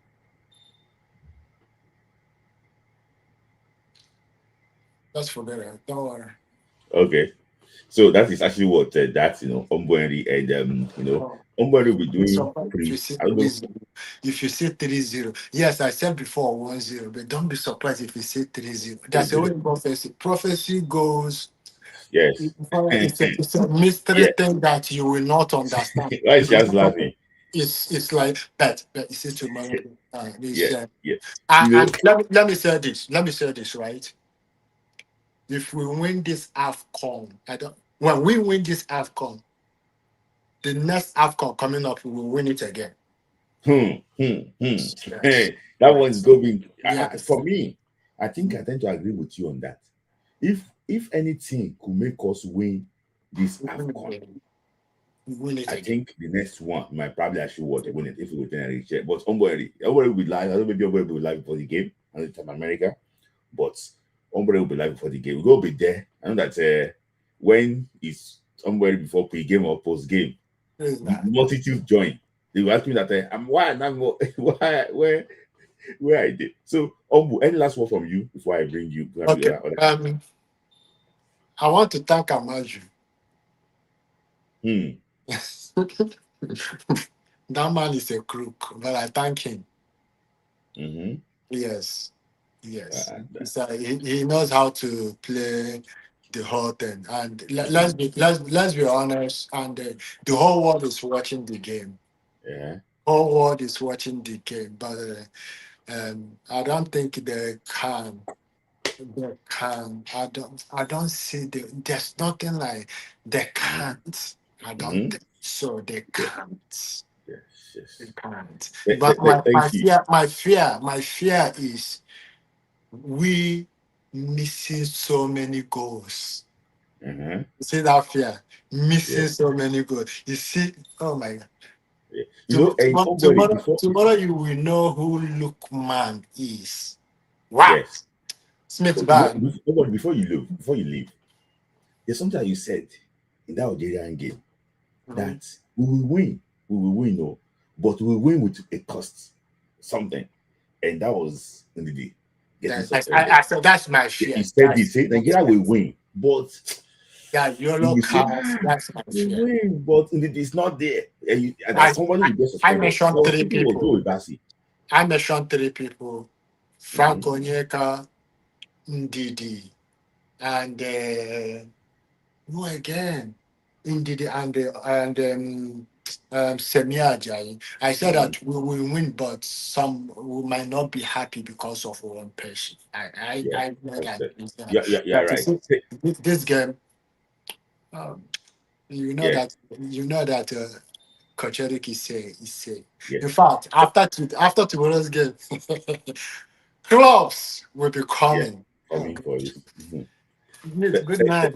Everything. Thank you, Umbu. Everything is Umbu fine. always soft spoken, will deliver what he wants to deliver, and I can see the roasting from his hands still. So Umbu is not joking, guys. Umbu is not joking. Umbu, I can see you, I can spot you. Umbu is not joking. That's why my Umbu is going to be live. Follow him on Sport Global Instagram, and he's going to be live before the game. Sorry, Tomorrow. Umbu, sorry, I also said something. Is it Sport Global 90? 09, yes. Go ahead. So go 09. You go be live. Oh, Go be live. yes. 09, yeah. Before the game, at halftime, and also post game too. I will be live with them too, guys. Sport Global on Instagram. Thank you, Umbueri. Thank you. Okay, you're welcome. Thank you so much. Thank you. Yeah. So I have my last set of callers now. I'm apologies in way that I couldn't take you because I meant to spend 1 hour. I've spent already 1 hour 30 minutes because I give people a lot of time to talk. But I'm going to have Charles on. Charles is going to be on. Sean Opie and Sid. So okay, caller. I was mentally forgetting caller. So everybody gonna be on at once, then we wrap it up. I don't want and so nobody should send request again, please. Just gonna wrap it up. Yes. So I'm gonna take it the way I put you guys on. So from caller your thoughts quickly. Okay, just listening. Oh, sorry. The guy, just for correction, I don't mean to step on your toes. The guy you pronounce his name Ovi is not Ovi, it's OVA.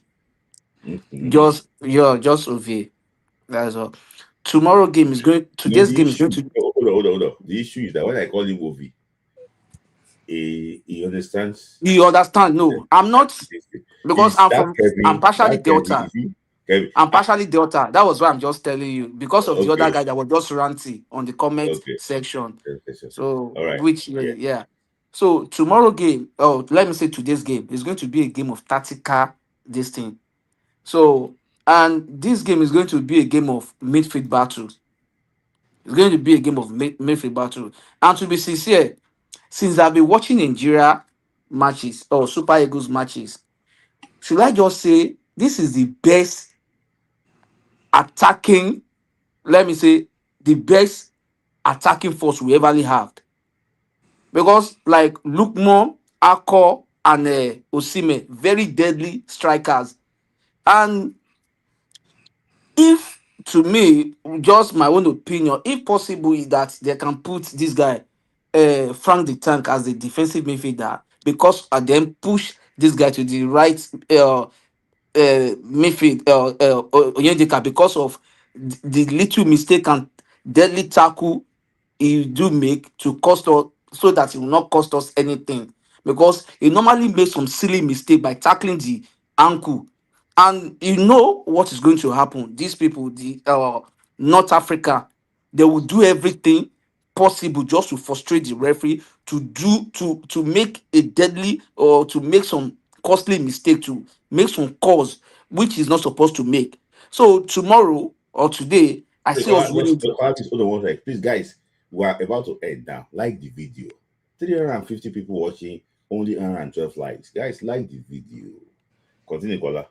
So, and if there's going to be any substitution, I pray to God Almighty they shouldn't bring Moses Simon into their match. They shouldn't bring Moses Simon, because someone has already said it. Moses Simon killed the pace of the game. He always kill the pace of the game. I would prefer they bring in Bashiru or Akitsemiru and this guy, what's his name? Chukwueze Samuel.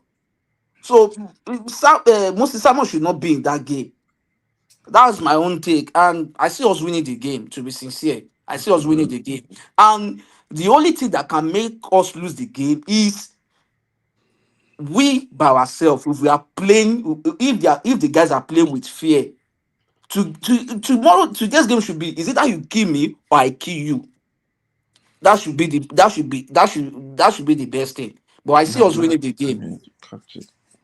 That's all I can say for now. Right. So no other prediction? No, I don't know the scoreline, but we are winning the game. Okay. For you to be this confident about winning the game, you are always, like this. For you to be this confident, that means that you saw something, and I'm clinging on to that too. Because Kola is always like skeptical about, they might know. We were talking in the background, so they might know, you get worried, slightly about the team. But we're going to be confident like this, I think I'm getting better, so I'm holding on to that confidence. Yeah, So, any other thing you want to say, Kola? I know. That's what I Okay. have to say. Yeah. Okay, Thank thank you, Kola, for your time. Thank you. So, Sid, where is Sid? Sid left. If you want to join, you can just watch what just so on this channel, whenever NFF or any other their members do anything good, we appreciate them and we condemn them too when they mess up. I think thank you, Aidotun. That is what we do here. We don't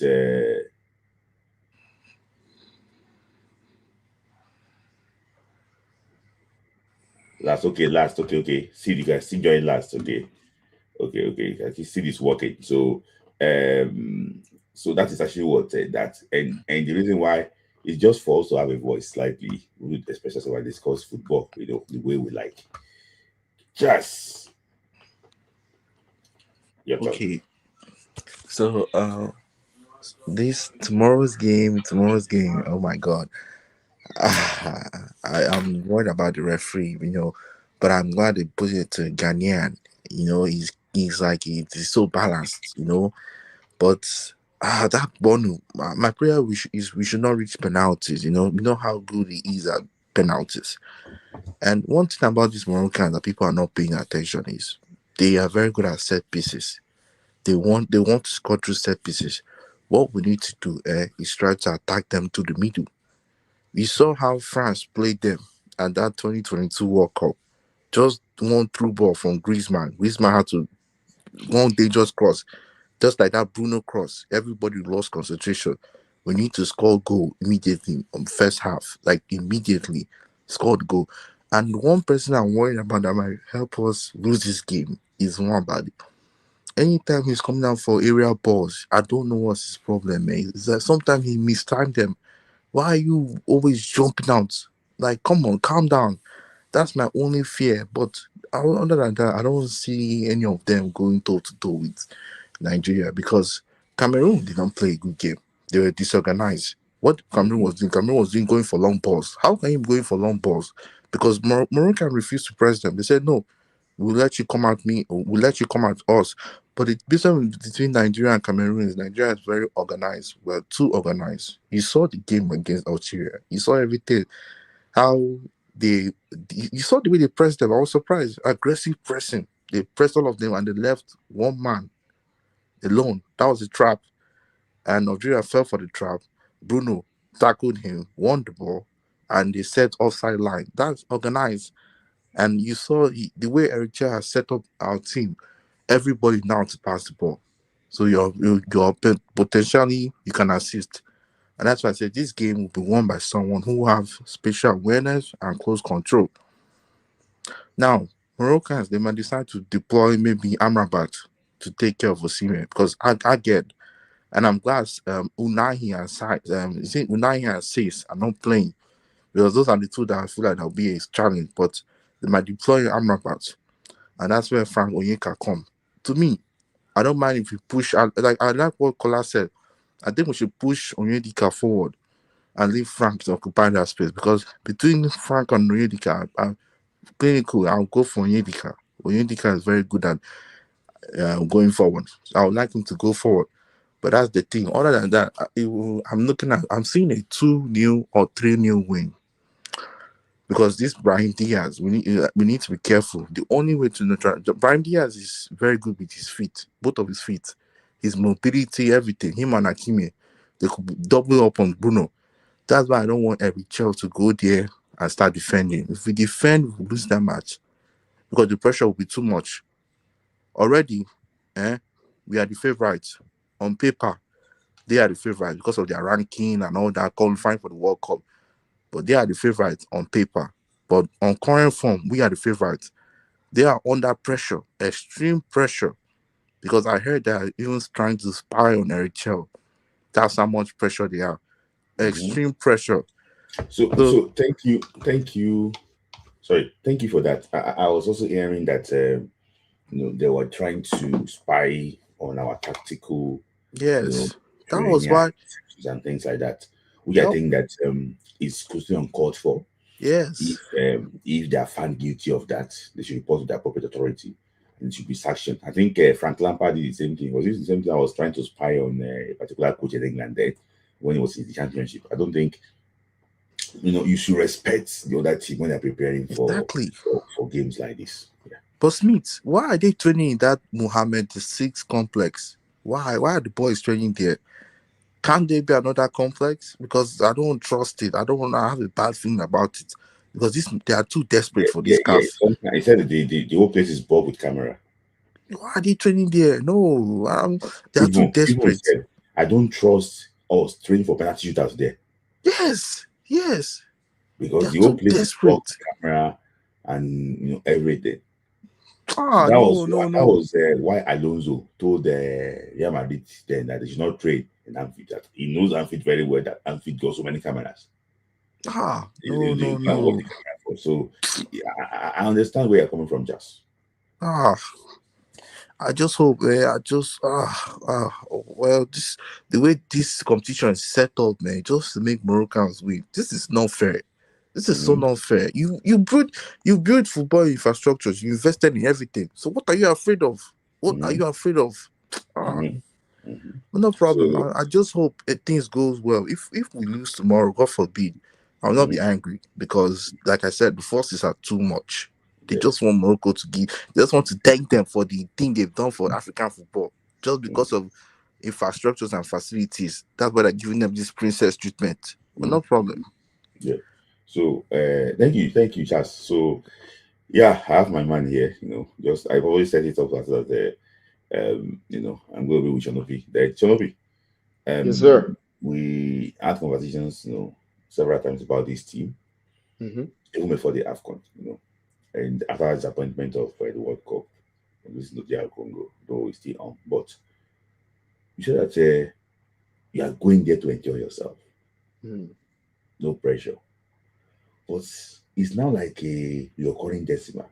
At any time you don't expect anything from this team, they come out from somewhere. See, I in my years of watching Nigerian football, this is the team I expect nothing from. And they want to show me that they're probably one of the best team in the history of the country if they go ahead to win this tournament. So, but what is this? You got to try the thing too. We're going to South Africa like a passenger. Nobody expected us to do anything there. But at the end of the day, we won that trophy. In 2006, when people think that we are the best in Africa, we went there, we crashed in the semifinals. So, looking at this team, I didn't give them a chance to even lead the group stage. I was thinking that it could be a draw against Tanzania, loss against Tunisia, draw against Uganda, then we're out. So, what you saw this team closely? What is the difference? This team, why are they winning?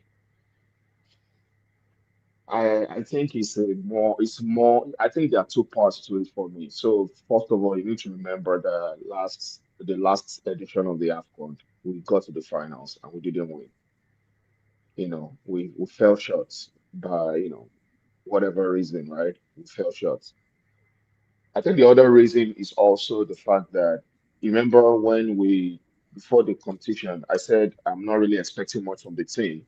However, I know that Nigerian teams sometimes they will surprise you when you least expect.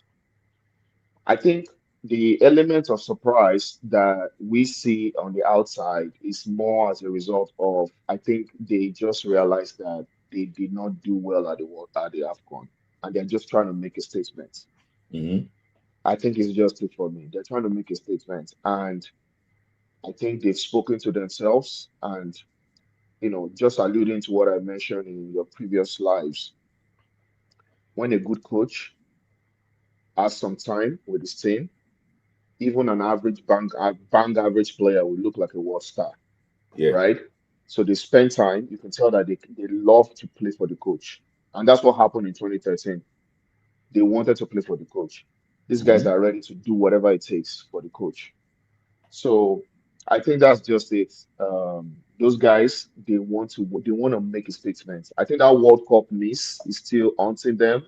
Even though they know the implication of it for their careers, and everything. Moses Simon has never played in a World Cup. In 2018, he got injured, Mm-hmm. if you remember. Yeah. He was supposed to go to Russia, but he was injured. So in his whole career, he's never played in a World Cup. So you never won anything. You're about to retire. So there's a lot of things at stake for them, even for their personal careers, that they want to make a statement. But the way they are doing it is what is very surprising. I mean, I saw against Algeria, they were coming out, they were pressing. I'm like, hey, like Abego, I And couldn't believe my eyes. they have a player like Mohamed Amoura. Is he Amoura? Yeah, And he's yeah, very pissy. yeah. And they were They stopped pressing, him. they didn't care. They stopped him. So you can see that the desire, the burning desire in these guys, that is what is really encouraging me. And that's why I'm not really, I mean, I'm tensed a little bit, but that desire that I see from them, the willingness, the drive to prove something, I think is very encouraging. And I think that's the confidence I'm going to carry into the game tomorrow. That desire, that burning desire to prove a point. Those boys, they want to prove a point. So, talking about proving a point now, you people have been calling this team Victor Osimhen FC. Yeah. And, this Victor Osimhen, I don't know, this guy is like a blessing to the country. He is a blessing to the country. We know that you're a very big Victor Osimhen fan, actually. So, where do you place him? Victor Osimhen is a generational player. When he retires, I don't know whether we're going to have another player like that in a very long time. He's a generational player. He's a special talent. That cross he gave Akko that he nodded and hit the bar. Do you know that some people might have given up that before they go now? We're already celebrating because I was sitting beside Adam's brother. Yeah. We're already celebrating. Yeah. That was supposed to be a goal. But I'm not even talking about the attempts. I'm talking about what Osimhen did. The ball was already going over the line. He still went for the ball and he still crossed the ball. The guy's mindset is on a different level. He's on a different level. Where will I place him? I think first of all, he's going to break Rashida's record. Let's take that one out of the way. It's just a matter of when, right? He might even break it in this tournament, equal or break it in this tournament. They still got 2 more games. That's not the point for me. But personally, I want him to win an AFCON because the chances of going to the World Cup now. I mean, Osimhen looks like a guy that will keep fit, barring injuries. He might play for a longer time, so he might even go for the next. He's very disciplined.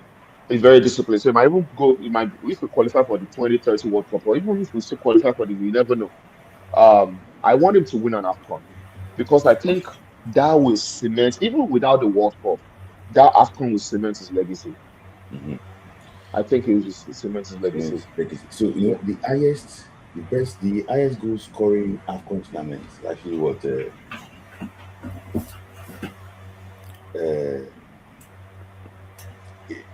AFCON, the highest goal scorer in AFCON history is probably what 5 goals in the particular tournament. That was 94.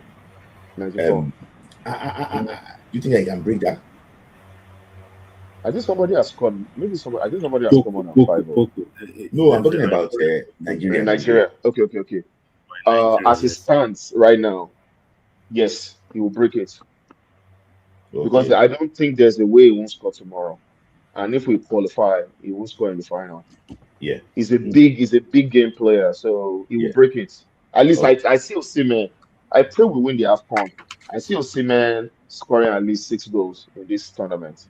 In this tournament. Okay. Yeah. I think I see. So your prediction, where does the heart goes to? One thing I will say before I say the prediction is, I've been a little bit critical about Rafael Onyedika, right?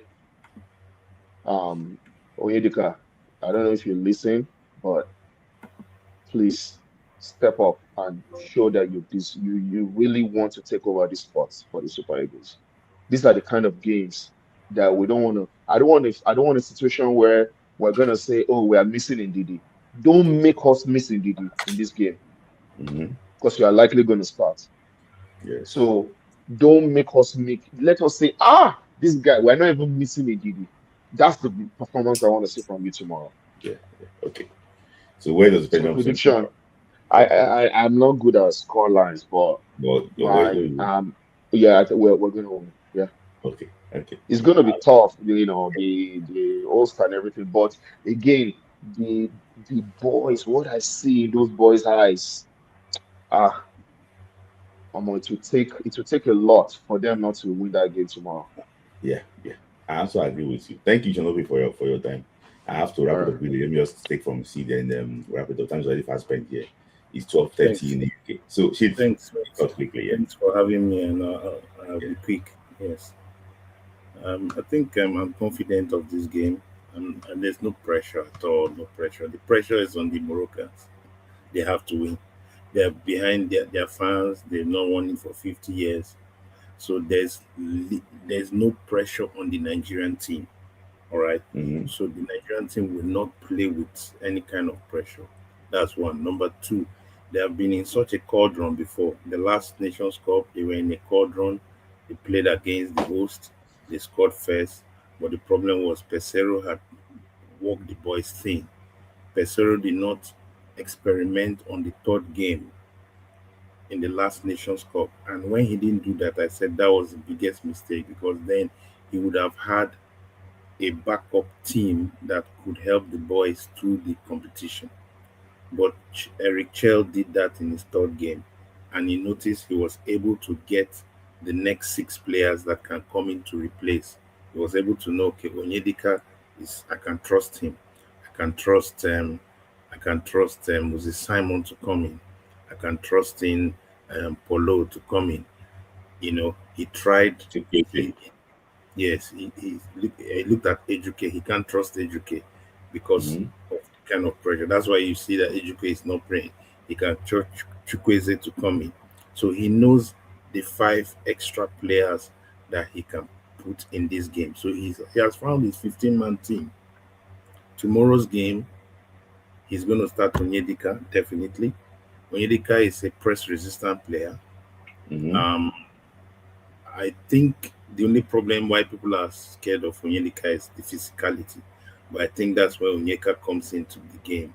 Onyeka's physicality. And that's why immediately the yellow card happened, he pulled out Onyeka. Because Onyeka is his critical player. Because Mm-hmm. Onyeka is a person that will have to protect Iwobi. Mm-hmm. Iwobi needs to play his free role. Iwobi needs to rove where he wants to go. So Mm-hmm. Iwobi cannot be confined. So Onyeka and Onyedika have to do that job. And the good thing about Onyedika is that his press resistance, a good footballer, he can play the ball on his feet. So Mm-hmm. he can release those passes when he needs to. So I think he will be like the person that released that pressure from Iwobi, just in case he's pressurized. All right, because in the last Nations Cup final against Ivory Coast, Iwobi was pressurized and we didn't have any outlet. But this Mm-hmm. game, if you pressurize Iwobi, I think Onyedika will be key tomorrow. But the front three, there's no team in Africa that is not afraid of the front three. If the roles were reversed, we'll be so afraid of this front three. We're Yeah. playing two very dangerous attackers, mobile. They interchange their roles, so it's going to be difficult for a central defense to actually mark any of them. And Mm-hmm. that central defenders want to mark a striker. Nigeria is the only team playing with twin strikers, and that is Mm-hmm. dangerous. And the Yeah. third man in the hole is also a dangerous player. Yeah. So I think we have the edge. Yeah. The challenge is what happens around the game. The refereeing, it's Yeah. more sympathetic to the host team. The Moroccans and the North Africans, they understand the dark arts. Yeah. They'll be dropping like flies, especially around the box, because they have a Hakimi. So all those things is what the team need to be disciplined enough to play. If Mm-hmm. we're able to contain them the first 10 minutes, and within 20 minutes we get an early goal, Mm-hmm. I think the game will be wrapped up. Yeah. The team should not defend. They Mm-hmm. should play the way they have been playing. Yeah. for me, the way I've seen it, even if the team doesn't survive today or tomorrow, they've done well. Yeah. So, but I think so they don't need to play with that kind of pressure. Play your game, control the midfield. And I think Moroccans have no option. The Moroccans have no option. They have to come out. Yeah. It's cannot defend. They have to come out.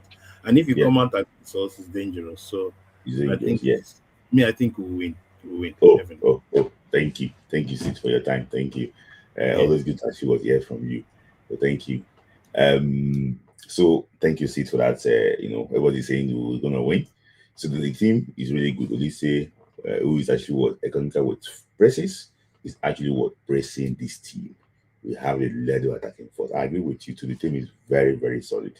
But thank you guys for your time today. He's like, I was meant to spend 1 hour, but I spent almost 2 hours. But at least I did spend 3 hours in this section. Thank you. I will see you again tomorrow. Maybe it's gonna be live. We don't know, but I'm gonna be live with Mbwere post game. So thank you guys for joining, and I will see you in the next one. God bless Nigeria. I wish Nigerian team the very best of luck tomorrow. Thank you. See you.